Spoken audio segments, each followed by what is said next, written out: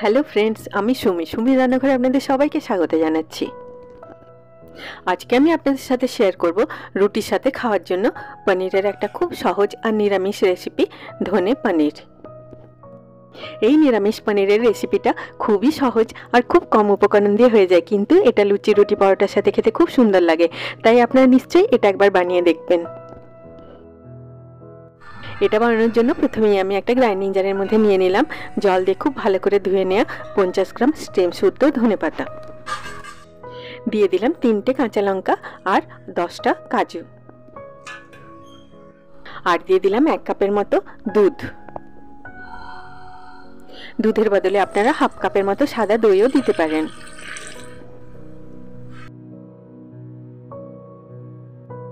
এবার আমি এই সব উপকরণগুলোর একটা স্মুথ পেস্ট বানিয়ে নিলাম। এবার আসুন আমরা ভাজা মশলাটা বানিয়ে নিই। এটা বানানোর জন্য একটা প্যানের মধ্যে আমি নিয়ে নিলাম 4টে শুকনো লঙ্কা। এগুলোকে আমি লো ফ্লেমে একটু মুচমুচে হওয়া পর্যন্ত রোস্ট করে নিলাম। এবারে দিয়ে দিলাম এরকম 2টো ছোট টুকরো দালচিনি, একটা বড় এলাচ আর 6টা ছোট এলাচ। এগুলোকেও লো ফ্লেমে কয়েক সেকেন্ড ভেজে নিলাম। দিয়ে দিলাম 5টা লবঙ্গ, 1 টিস্পুন গোটা ধনে, 1 টিস্পুন গোটা জিরে।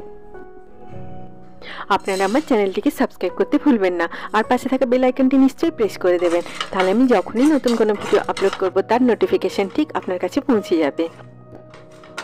একটা সুন্দর সুগন্ধ আসা পর্যন্ত লো ফ্লেমে এগুলোকে আমি রোস্ট করে নিলাম। মশলাগুলোকে আপনারা ধীরে ধীরে লো ফ্লেমে রোস্ট করবেন, আর খুব বেশি রোস্ট করবেন না, তাহলে মশলাটা তেতো হয়ে যাবে। এবারে এগুলোকে ঠান্ডা করে এগুলোর একটা ফাইন পাউডার বানিয়ে নিলাম।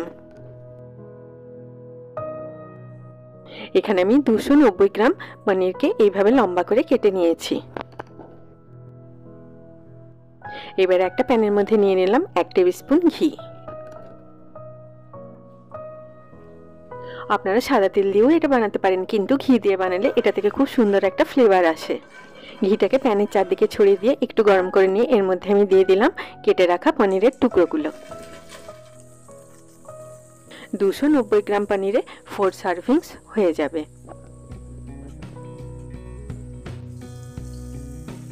এবারে পনিরের টুকরোগুলোকে লো টু মিডিয়াম ফ্লেমে একটু গোল্ডেন কালার আসা পর্যন্ত ভেজে নিলাম।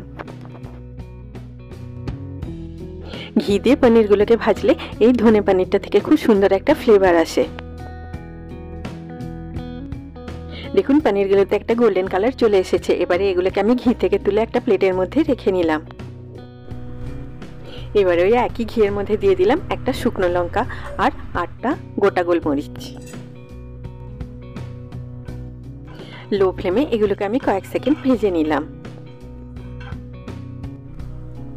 দিয়ে দিলাম 1 পিঞ্চ হিং।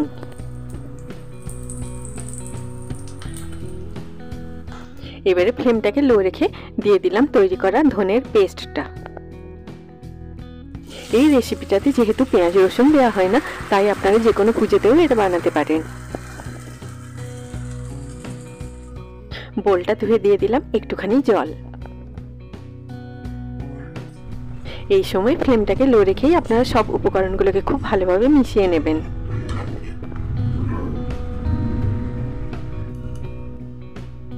দিয়ে দিলাম স্বাদ মতো নুন। ফ্লেমটাকে মিডিয়াম করে একটু নাড়াচাড়া করে দিলাম। দেখুন এটাতে একটা বয়েল আসতে শুরু করেছে। এবারে এর মধ্যে আমি দিয়ে দিলাম হাফ টিস্পুন গুড়ের পাউডার, আপনারা চিনিও দিতে পারেন।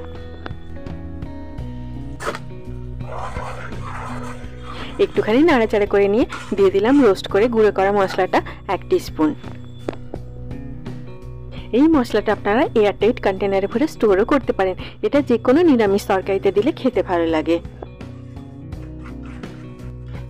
সব উপকরণগুলোকে খুব ভালোভাবে মিশিয়ে নিয়ে এটাকে আমি মিডিয়াম ফ্লেমে একটুখানি ফুটিয়ে নিচ্ছি। গ্রেভিটাতে খুব সুন্দর একটা বয়েল এসে গেছে। এবার আমি এর মধ্যে দিয়ে দিলাম ভেজে রাখা পনিরের টুকরোগুলো। আমার এই ভিডিওটি যদি আপনাদের ভালো লাগে আপনারা নিশ্চয়ই লাইক করবেন। আপনাদের এক একটা লাইক আমাকে আরও বেশি কাজ করার জন্য মোটিভেট করে। পনিরগুলোকে আপনারা এইভাবে একটা লেয়ারে দেবেন, তাহলে এগুলো খুব ভালোভাবে গ্রেভিতে ডুবে যাবে। একটুখানি নাড়াচাড়া করে দিলাম। এই স্টেপটা আপনারা একটুখানি ধীরে ধীরে করবেন, নইলে পনিরের টুকরোগুলো ভেঙে যেতে পারে। দিয়ে দিলাম এরকম লম্বা করে কাটা একটা কাঁচা লঙ্কা। এই ধনে পানিরের কনসিস্টেন্সিটা আপনারা এরকম রাখবেন, কারণ এটা ঠান্ডা হয়ে যাবার পরে আরেকটু ঘন হয়ে যাবে। একটুখানি নাড়াচাড়া করে দিয়ে গ্যাসের ফ্লেমটাকে অফ করে দিলাম। আপনারা বাড়িতে এইভাবে একবার নিরামিষ ধনে পনির বানিয়ে দেখুন, আপনাদের বারবার বানাতে ইচ্ছে করবে। এটা আপনারা গরম গরম পরিবেশন করুন লুচি, রুটি, পরোটা বা ফ্রায়েড রাইসের সাথে। সবাই খুব ভালো থাকবেন। আবার আপনাদের সাথে আমার দেখা হবে আমার নেক্সট ভিডিওতে। Take care.